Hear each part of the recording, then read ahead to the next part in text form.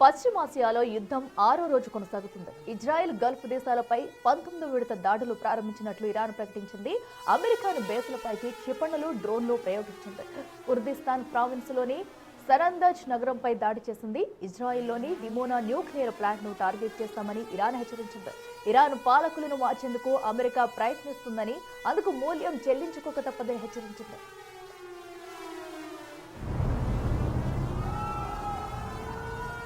అటు కువైట్ కి చెందిన ఆయిల్ ట్యాంకర్ షిప్ పై ఇరాన్ దాడి చేసింది. ఈ దాడిలో క్రూడ్ ఆయిల్ సముద్రంలోకి వెలిగిపోయింది.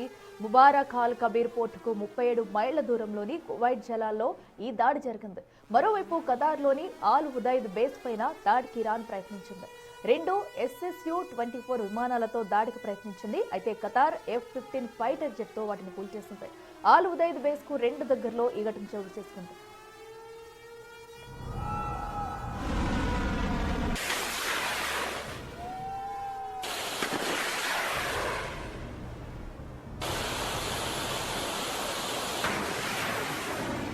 ఇదిలా ఉంటే ఇరాన్తో యుద్ధానికి సెనేట్ మద్దతు తెలిపింది. ట్రంప్ అధికారులను పరిమితం చేసే వార్ పవర్ తీర్మానానికి ఆమోదం లభించలేదు. ట్రంప్ సైనిక చర్యకు మద్దతుగా 53 మంది ఓటుకు వేయగా 47 మంది మాత్రమే వ్యతిరేకించారు. తీర్మానం వీగిపోవడంతో అధ్యక్షుడి నిర్ణయానికి మద్దతు లభించింది. మరోవైపు అమెరికా మద్దతుతో ఇరాన్పై యుద్ధంలోకి ఇరాక్ ఎంటర్ కానుంది. ఉత్తర్ ఇరాక్లోని కుర్దు గ్రూపులు ఇప్పటికీ యుద్ధ సన్నాహాలు మొదలుపెట్టాయి. దీంతో ఇరాన్కు కష్టాలు పెరగనున్నాయి.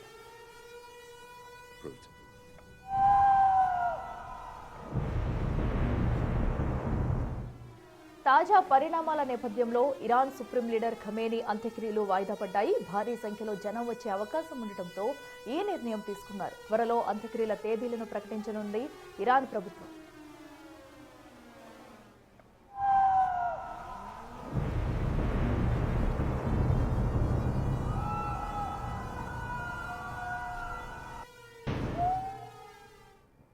రెడ్డిగా మరింత సమాచారం మా ప్రతినిధి శివ ఢిల్లీ నుంచి లైవ్ అందిస్తారు. శివ, చెప్పండి, ఇప్పటికే యుద్ధ వాతావరణం ఇంకా 6వ రోజు అయితే కొనసాగుతూ వస్తుంది. అయితే పలువురైతే మద్దతు ప్రకటిస్తూ వస్తున్నారు. కొంతమందికి ఇప్పుడైతే ఇరాన్ పై మరింత ప్రభావం ఎక్కువయ్యే అవకాశం అయితే కనిపిస్తుంది. ప్రస్తుతం అయితే తాజా అప్డేట్స్ ఏంటి? రైట్ ఇటు ఇరాన్, అమెరికా, ఇజ్రాయెల్ దాడులు, ఇతర దాడులు కొనసాగుతుంది. పశ్చిమాసియాలో ఈ యుద్ధం అనేది భీకర రూపంలో వచ్చింది. 6వ రోజు ఈ దాడులు, ప్రతిదాడులు కొనసాగుతున్నారు. బాంబుల మాటతో అక్కడున్న జనమంతా కూడా భయపడుతున్నారు. ఇక కీలక నగరాలు, స్థావరాల లక్ష్యంగా ఇజ్రాయెల్ పై 100 బాలిస్టిక్ మిసైళ్లతో ఇరాన్ అటాక్ చేసింది. దీనిలో భాగంగా మిసైళ్లను ఇజ్రాయెల్ డిఫెన్స్ సిస్టమ్ అడ్డుకోలేకపోతుంది. అయితే ప్రెసెంట్ చూసుకుంటే కనుక క్షిపణులు, డ్రోన్లతో అమెరికా బేస్లపై ఇరాన్ దాడి చేసింది.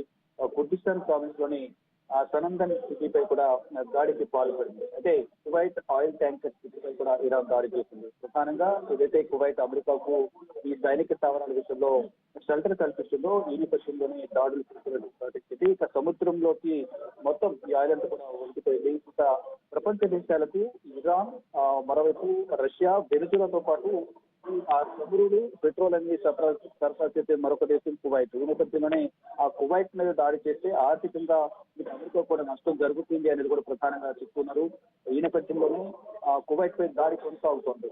ఇక ఇరాన్ సుప్రీం లీడర్ ఖమేనీ అంత్యక్రియలు కూడా వాయిదా పడ్డాయి. అంటే నిన్న జరగాల్సిన అంత్యక్రియలు వాయిదా పడ్డాయి. నిన్న రాత్రి 10 గంటలకు జరగాల్సింది. కానీ అమెరికా, ఇజ్రాయెల్ ఈ అంత్యక్రియలను ఉద్దేశించి ఖమేనీ కుమారుడు టార్గెట్ గా మరో ప్రముఖులందరూ కూడా ఈ అంత్యక్రియలో పాల్గొనే అవకాశం ఉందని వార్తల నేపథ్యంలో దాడులు చేస్తామంటూ కూడా ప్రకటన వెల్లడించిన నేపథ్యంలో ఒకవేళ దాడులు చేస్తే వారితో పాటు సుప్రీం లీడర్ ఖమేనీ కుమారుడు ముజతబ్ ఖమేనీ కూడా ప్రాణాలు కోల్పోయే అవకాశం ఉంది. మరోవైపు ఈ అంత్యక్రియలో పాల్గొన్న వేలాది మంది ఎవరైతే అభిమానులు ఉన్నారో వారంతా కూడా ప్రాణాలు కోల్పోయే అవకాశం ఉంటుంది. కాబట్టి నిన్న జరగాల్సిన అంత్యక్రియలను ఇరాన్ ప్రభుత్వం వాయిదా వేసింది. అయితే ఇప్పుడు దాడులు, ప్రతిదాడులతో పశ్చిమాసియా, మరి ముఖ్యంగా గల్ఫ్ కంట్రీస్ ఏవైతే గల్ఫ్ కంట్రీస్ కూడా తీవ్ర ఇబ్బందులు ఎదుర్కొంటున్నాయి. మరోవైపు ఈ అమెరికాకు ఎక్కడైతే ఈ సైనిక స్థావరాలు, ఎయిర్ బేసెస్ కు సంబంధించి వినియోగించుకోవడానికి హామీ ఇస్తున్నాయో ఆ దేశాలను వారితో యుద్ధం చేయకపోయినప్పటికీ కూడా సహాయం చేసే దేశాలు ఏవైతే ఉన్నాయో ఆ దేశాలను కూడా శత్రులుగా మేము భావించాల్సి ఉంటున్నట్టు కూడా ఇరాన్ చెప్తుంది. దానిలో భాగంగానే ఈ దాడులను కొనసాగిస్తూ ఉంది. ఇంకా కువైట్ లో ప్రధానంగా ఈ ఆయిల్ సప్లై సంబంధించిన ట్యాంకర్స్ పైన కానీ, మరోవైపు అమెరికాకు సంబంధించిన సైనిక స్థావరాలు, రక్షణ రంగానికి సంబంధించిన ఇంతజామాజ్ రిలీజ్ లో వాటన్నిటిపై కూడా దాడులు చేస్తుంది. ఇరాన్ తో యుద్ధానికి సెనేట్ మద్దతు ఇస్తున్నట్టు తెలుస్తుంది. ఇరాన్ సుప్రీం లీడర్ ఖమేని అని చెప్పి కూడా ఇప్పుడు వాయిదా పడ్డాయి. అయితే ఈ సెనేట్ మద్దతు ఇస్తున్నప్పటికీ కూడా దాంట్లో ప్రధానంగా ఓటింగ్ నిర్వహించారు. ఏదైతే యుద్ధం జరగాల యుద్ధం జరగడం వల్ల అమెరికా కూడా చాలా వరకు నష్టం వాటిల్లుతుంది అంటూ కూడా అనేక మంది అమెరికా ట్రంప్ ప్రభుత్వాన్ని అనేక మంది వ్యతిరేకిస్తున్నారు. ఈ నేపథ్యంలో అక్కడ ఓటింగ్ కూడా నిర్వహించారు. కొంతమంది అనుకూలంగా, కొంతమంది వ్యతిరేకంగా ట్రంప్ కు మద్దతు తెలిసిన పరిస్థితి కనిపిస్తుంది. దీంట్లో అత్యధికంగా కూడా చాలా మంది అంతర్గతంగా వ్యతిరేకిస్తూ ఉన్నారు. దీని ద్వారా అమెరికా కూడా బాగా నష్టం వాటిల్లే అవకాశం కనిపిస్తుంది. అంటే ప్రతిరోజు కూడా దాదాపు 7,000 కోట్ల వరకు మొన్నటి వరకు నష్టం అనేది అమెరికాకు వాటిల్లింది. కానీ అధికారికంగా కూడా లక్షల కోట్ల వరకు కూడా నష్టపోయినట్టు తెలుస్తుంది.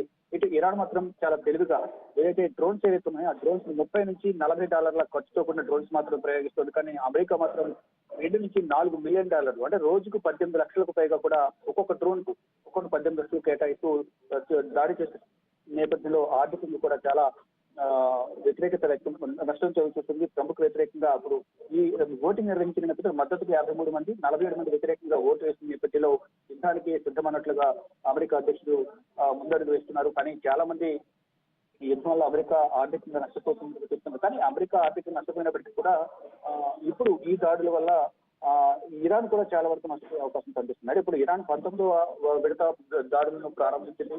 ఇప్పటి వరకు అసలే ఆర్థికంగా కుదేరైంది. దేశ అధ్యక్షుడిని, దేశ సుప్రీం ప్రాణాలు కోల్పోయింది. ఇప్పుడు ఒకవేళ పునర్నిర్మాణం చేపట్టాలంటే ఇరాన్ లో ఆర్థికంగా నష్టపోయిన ఇరాన్ కు కొన్ని సంవత్సరాల సమయం పట్టే అవకాశం కనిపిస్తోంది. ప్రధానంగా మాపై ఉగ్రవాదం ముద్ర వేసి మాపై దాడులు చేస్తున్నారు అనేది కూడా ఇరాన్ ఆగ్రహం వ్యక్తం చేస్తుంది. కానీ ఇక్కడ మా దగ్గర ఉన్న చమురు నిల్వలను దొంగిలించేందుకు మాపై ఆధిపత్యం చెలాయించేందుకే ట్రంప్ ఈ విధంగా దాడులు చేస్తున్నారని కూడా ప్రధానంగా ఇరాన్ చెప్తుంది. ఏదేమైనప్పటికీ కూడా 28వ తేదీన మొదలైన ఈ యుద్ధం ఇంకా కొనసాగుతుంది. దీని ద్వారా ఈ గల్ఫ్ కంట్రీస్ లోను, పశ్చిమాసియా దేశాలను చూస్తున్న భారతీయులు కూడా చాలా ఎదుర్కొంటుంది. ఎక్కడన్నా భారతీయులు, వారికి సంబంధించిన కుటుంబ సభ్యులు ఇక్కడ ఎవరైతే భారతీయులు ఉన్నారో వారందరూ కూడా తీవ్ర ఆందోళన వ్యక్తం చేస్తున్నారు. ఇప్పుడిప్పుడే విమాన రాకపోకలు కొనసాగుతున్న నేపథ్యంలో వారందరూ కూడా ఒక్కొక్కరుగా ఇక్కడికి చేరుకున్న పరిస్థితి కనిపిస్తుంది. కానీ కొన్ని చోట్ల ఈ ఖతార్ ఎయిర్వేస్ కంప్లీట్ గా చేశారు. అంటే ఈ ఖతార్ ను టార్గెట్ గా చేసుకుని ఇరాన్ ఎక్కువగా దాడులు చేస్తుంది. ఖతార్ లో ప్రపంచ వ్యాప్తంగా కూడా ఖతార్ నుంచే ఈ గ్యాస్ ఏదైతే ఉందో సిఎన్జీ కానీ ఇతర గ్యాస్ అనేది సరఫరా ఎక్కువగా జరుగుతుంది. ఈ నేపథ్యంలో అక్కడ దాడి చేయడం ద్వారా ఖతార్ అనేది అమెరికాకు మద్దతు తెలుపుతుంది. కాబట్టి ఖతార్ లో కూడా అమెరికాకు సంబంధించిన ఈ సైనిక స్థావరాలు ఉన్నాయి. మరోవైపు అన్ని విధాలు కూడా ఖతార్ కూడా సహకరిస్తుంది. మరి బ్రిటన్ కూడా ఎయిర్ బేస్ ను వినియోగించుకోవచ్చని కూడా అమెరికాకు హామీ ఇచ్చింది. ఈ నేపథ్యంలో ఎవరైతే అమెరికాకు ఇజ్రాయెల్ కు సహకరిస్తున్నారో వారందరిపై కూడా మేము దాడి చేస్తాము అంటే వారు మా పేరు యుద్ధం ప్రకటించినప్పటికీ కూడా వారి సహకారం అందించే ప్రతి ఒక్కరు కూడా మేము శత్రువుగానే భావిస్తామంటూ కూడా ఇరాన్ చెప్తూ దానిలో భాగమైన 19వ విడత దాడులను ఇరాన్ ప్రారంభిస్తుంది. ఇక దాడులు ప్రతిదాడులతో పశ్చిమాసియా దేశాలన్నీ కూడా అట్టుడుగుతున్నాయి. కానీ అక్కడ ప్రజలు ప్రాణాలు కోల్పోతున్న పరిస్థితి కనిపిస్తుంది. అంటే దేశాధినేతల మధ్య ఉన్న యుగో వల్ల ఇప్పుడు ఈ యుద్ధం వచ్చింది అనేది ప్రధానంగా చెప్తూ ఉన్నారు. ఒక ట్రంప్ రెండవసారి అధ్యక్ష బాధ్యత చేపట్టిన తర్వాత ట్రంప్ ఇష్టానుసారంగా నిర్ణయాలు తీసుకోవడం, ప్రపంచ దేశాలపై టారిఫ్ నెపంతో టారిఫ్లు విధించడం, అంటే బెదిరించిన వారు బెదిరింపులకు లొంగకపోతే టారిఫ్లు విధించడం, టారిఫ్లు పని అయిపోయింది. ఆ తర్వాత సుప్రీంకోర్టు ఆదేశాలతో అంటే ఒక దేశ అధ్యక్షుడికి టారిఫ్ విధించే అధికారం లేదంటూ కూడా అమెరికా సుప్రీంకోర్టు వ్యాఖ్యలు చేసింది. ఈ నేపథ్యంలోనే ఒకవైపు సుప్రీంకోర్టు ఇచ్చిన తీర్పును కూడా ధిక్కరిస్తూ ఆయన కీలక వ్యాఖ్యలు చేశారు. సుప్రీంకోర్టు చేశారు. మళ్ళా ఒక యుద్ధం పేరుతో ప్రపంచ దేశాలపై అంటే టారిఫ్లతో బెదిరించారు. టారిఫ్లు లొంగిపోయినప్పటికీ ఇప్పుడు యుద్ధం పేరుతో ప్రపంచ దేశాల మీద అక్కసు వెళ్ళగొక్కుతున్నారు. అంటే ప్రపంచ దేశాలన్నిటి కూడా వాటిని గుప్పెట్లో పెట్టుకోవాలని ట్రంప్ భావిస్తున్నారు అనేది కూడా ఇది ఇరాన్ చెప్తోంది. దానిలో భాగంగానే తాము ఏదైతే చమురు నిల్వలకు సంబంధించి ఆయనకు లొంగ నేపథ్యంలోనే చూసుకున్నట్టయితే అటు ఓటింగ్ శాతంలో కూడా అత్యధికంగా అమెరికా వైపే మొగ్గు చూపారు. అయితే ఇప్పుడు ఇరాన్ పై మరింత ఈ దాడి ప్రభావం పెరిగే అవకాశం ఉందనుకోవచ్చు. అయితే ప్రస్తుతం సుప్రీం లీడర్ గా ఉన్న ముజ్దాబ్ ఖమేని ఎలాంటి నిర్ణయాలు తీసుకునే ఛాన్స్ ఉందనుకోవచ్చు? ఎవరితో అయినా సంప్రదింపులు జరిపే అవకాశం ఉంటుందనుకోవచ్చా? ఇప్పుడు యుద్ధానికి అందరూ సయ్యన్నప్పటికీ కూడా ఒకవేళ నష్టం అనేది అన్ని దేశాలకు ఉంటుంది. కానీ ఇక్కడ చిన్న దేశమైన ఇరాన్ ఏదైతుందో దానికి ఆర్థికంగా మాత్రం చాలా నష్టపోయింది. కానీ at the same time Iran వినియోగించే ఆ డ్రోన్స్ కాస్ట్ అనేది చాలా తక్కువగా ఉంటుంది. కానీ అమెరికా వినియోగించే డ్రోన్ కాస్ట్ అనేది $1 మిలియన్. వీరు కేవలం $100 లోపు మాత్రమే వినియోగించే డ్రోన్లను, క్షిపణులను వారి డ్రోన్లను వినియోగిస్తున్నారు. దీని ద్వారా వీరికి రోజుకు దాదాపు దాదాపు ఒక 2,000-3,000 ఒక డ్రోన్ వినియోగించడానికి అవుతుంటే, కానీ అమెరికాకు మాత్రం దాదాపు 18 లక్షలకు పైగా కూడా ఒక డ్రోన్ అంటే 18 కోట్ల వరకు కూడా అవుతున్నట్లు తెలుస్తుంది. అంటే $2 నుంచి $4 మిలియన్ చాలా ఖర్చు వెచ్చించి ఇక్కడ దాడులు చేస్తుంది. దీని ద్వారా ప్రతి దాడులు అయితే కంటిన్యూ అవుతాయంటూ కూడా చెప్తున్నారు. 4 నుంచి 5 వారాల వరకు కూడా ఈ దాడులు చేస్తామని ట్రంప్ చెప్తున్నారు. కానీ ఇప్పుడు ఏం జరగబోతుంది ఫర్దర్ గా అనేది కూడా వేచి అవుతుంది. కానీ ఇప్పుడు ప్రజెంట్ అయితే ప్రతి దాడులు కొనసాగుతున్నాయి. పక్కన చూసుకుంటే ఖమేనీ అంత్యక్రియలు కూడా ఇంకా పెండింగ్ లో ఉన్నాయి. రోజు రోజుకి చూసుకున్నట్టయితే ఇంకా దాడుల ప్రభావం పెరుగుతుంది కాబట్టి ఎక్కడ కూడా తగ్గినట్టు కనిపించట్లేదు. మరి ఖమేనీ అంత్యక్రియలకు సంబంధించి ఎప్పుడు చేసే అవకాశం ఉంటుంది అనుకోవచ్చు? ప్రధానంగా వారు ఖమేనీ అంతిమయాత్ర 3 రోజులు నిర్వహించాలని కుటుంబ సభ్యులు, ఇరాన్ ఆ పార్టీకి సంబంధించిన అంటే అభిమానులు కానీ ఆయన వర్గం కానీ చెప్తూ ఉన్నారు. కానీ నిన్న ఏదైతే ఇంటెలిజెన్స్ నుంచి ఇటు అమెరికా ఏదైతే వ్యాఖ్యలు చేసిందో నెక్స్ట్ సుప్రీం కమాండరే మా టార్గెట్ అంటూ కూడా వ్యాఖ్యలు చేసిన నేపథ్యంలో నేను అంత్యక్రియలు వాయిదా వేశారు. అంటే దాని గురించి వాయిదా వేశారా, అంటే వేరే కారణాల వల్ల వాయిదా వేశారా అనేది కూడా అధికారికంగా తెలియాల్సింది. కానీ అంత్యక్రియలకు సంబంధించి మాత్రం ప్రజెంట్ డేట్ అయితే వాయిదా పడింది. అధికారికంగా అంత్యక్రియలు ఎప్పుడు నిర్వహిస్తారు అనేది కూడా మరి కాసేపట్లో కానీ ఇంకా ఈ రోజు రేపట్లో కూడా ప్రకటించే అవకాశం అయితే కనిపిస్తూ ఉంది.